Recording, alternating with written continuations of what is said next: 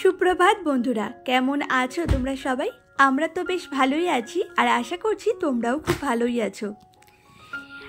আমার আরও একটি নতুন ভিডিওতে তোমাদের সকলকে অনেক ভালোবাসা আর অনেক স্বাগত জানিয়ে আজকের ভিডিওটি শুরু করলাম। আই হোপ আজকের ভিডিওটি দেখতে তোমাদের ভীষণ ভালো লাগবে। আর আজ হলো বৃহস্পতিবার আর এখন সময় হয়েছে ওই সকাল 8:30 মতো। যদিও সকালে ঘুম থেকে ওঠা হয়েছে তাও ঘন্টাখানিক মতো হয়ে গেছে। ওইদিকে দেখতেই পাচ্ছ মোটামুটি কাজও অনেকটাই সেরে নিয়েছি। এদিকে ভাতটা হয়ে গেছে, ওইদিকে তরি তরকারি সমস্তটাই কাটা হয়ে গেছে, যা যা রান্না করব আর কি।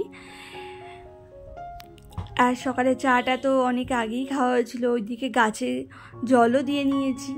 মোটামুটি অনেক কাজই আজকে সেরে নিয়েছি। রোজই তোমাদের সাথে একদম সকাল থেকে ভিডিওটা শুরু করা হয়, আজ ভাবলাম একটু লেট করি, তোমাদের সাথে ভিডিওটা শেয়ার করি। তো এইদিকে দেখো রান্নাটা বসিয়ে ওইদিকে দেখলাম হলুদটা ফুরিয়ে এসেছে, তাই হলুদটা দেখো ঢেলে নিলাম। আর মাসে কিন্তু আমার ওই 200 গ্রাম মতো হলুদ লাগে। তো এই মাসে যেহেতু ওই 100 গ্রাম মতো হলুদ আনা হয়েছে আর তার জন্যই আর এক প্যাকেট ঢালতে হলো। তো যাই হোক, এদিকে দেখো তারপরে ঘরে চলে এসেছি। তো ওইদিকে সকালে সোনামা যেহেতু ঘুমাচ্ছিল ওই জন্য তো বিছানাটা গোছাতে পারিনি, তাই এখনই বিছানাটাকে গুছিয়ে নেব।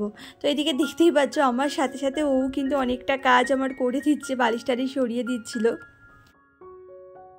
আর ঘরের বিছানাটা যতক্ষণ না গোছাতে পারি না ততক্ষণ না ভালোই লাগে না, জানো না। এই ঘরের মধ্যে দেখবে বিছানাটা কেমন ওলট পালট হয়ে থাকলে ঘরটার সৌন্দর্য একদম নষ্ট হয়ে যায়। বিছানাটাকে বেশ পরিপাটি করে গুছিয়ে রাখলে ঘরটাও বেশ পরিপাটি লাগে। তো যাই হোক, এরপরে দেখো চলে এলাম বাইরে। এই যে নতুন যে গাছগুলো কিনেছিলাম তো সেগুলো একটু দেখতে এলাম। তো ওইদিকে দেখলে গোলাপ, এদিকে পিটুনিয়া গাছ, এগুলো কিন্তু কেনা হয়েছিল। তো যাই হোক, এরপরে দেখো আবার রান্নাঘরে চলে এসেছি। তো ওইদিকে বাঁধাকপিটা তো আগে সেদ্ধ করে নিয়েছিলাম, মানে একটু না আমি ওই নুন দিয়ে ভাপিয়ে নিই। আর আজকে জানো তো নুনের সাথে একটু হলুদও দিয়েছিলাম, ভাপিয়ে নিয়েছি, তাহলে কালারটা বেশ সুন্দর আসে। তো যাই হোক, ওইদিকে বাঁধাকপিটাও বসিয়ে দিলাম। আর এইভাবে করলে বেশ বাঁধাকপিটা ঝটপট হয়ে যায়। আর ওইদিকে বাঁধাকপিটাকে দেখবে একটা ভ্যাপসা কেমন গন্ধ বার হয় না, সেটাও বার হয় না। আর তারপরে এইদিকে পালং শাকও করছি। তো এই দেখো পালং শাকটাও কিন্তু হয়ে গেছে। আর আজ যেহেতু আমাদের নিরামিষ, তোমাদেরকে তো আগেই বললাম আজকে বৃহস্পতিবার। তো বৃহস্পতিবার দিন আমরা তো নিরামিষ খাই, তো আজকে সব আইটেমই কিন্তু নিরামিষই করছি। তো যাই হোক, এদিকে দেখো সোনামাকেও একটু আপেল খাইয়ে দেবো। ওকে কিন্তু খালি পেটে খাওয়াচ্ছি না, ওকে আমি একটু আগে ভাত খাইয়ে এসেছিলাম, তারপরেই আপেলটা কেটে দিলাম। তো আপেলটা খাক ততক্ষণই।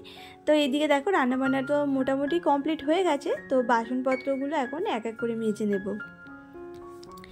বন্ধুরা, এই পর্যন্ত তোমাদের ভিডিওটি কেমন লাগলো আমাকে একটা কমেন্ট করে প্লিজ জানিও। আর ভালো লাগলে আমার চ্যানেলটিকে সাবস্ক্রাইব করে আমার পাশে থেকে যেতে পারো। আর আমি যতটা পারবো আমিও তোমাদের পাশে থাকার চেষ্টা করব। তো যাই হোক, এদিকে দেখো এই যে সমস্ত বাসনগুলো কিন্তু মেজে নিয়েছি। আর আমার সিনটা যেহেতু অনেকটা ছোট, আর ওই জন্য বাসনগুলো না ওর মধ্যে রাখতে খুব অসুবিধা হয়, তাই একটা একটা করে মেজে মেজে ওই তাকের উপরেই রেখে দিই।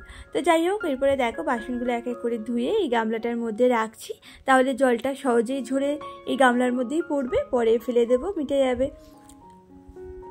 আর বাসনগুলো পরে এক ফাঁকা সময় এসে গুছিয়েও রেখে যেতে পারবো। তো যাই হোক, বাসনটা মাজার পরে দেখো এখন তো রান্নাঘরটাকে ক্লিন করতে হবে। আর আমি প্রতিদিনই জানো তো রান্নাঘরটাকে দুবার করে ক্লিন করে থাকি। এক তো সকালবেলা ক্লিন করা হয়, আর এক হলো ওই রান্নাবান্না করার পরে।